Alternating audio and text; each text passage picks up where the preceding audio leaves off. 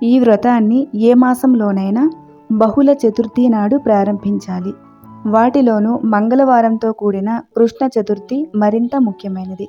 దానినే అంగారక చతుర్థి లేదా భౌమ చతుర్థి అని పిలుస్తారు.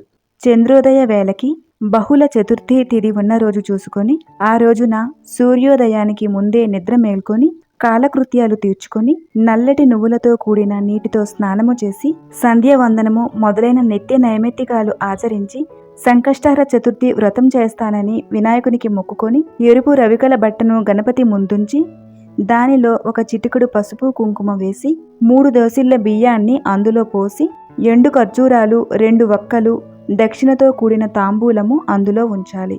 మనస్సులో ఉన్న కోరికను స్వామికి తెలియజేసి ముడుపు మూట కట్టాలి. స్వామికి 21 సార్లు ప్రదక్షిణ చేయాలి. ఉదయమంతా ఆహారం తీసుకోకుండా పాలు పళ్ళు మాత్రమే తీసుకుంటూ ఆ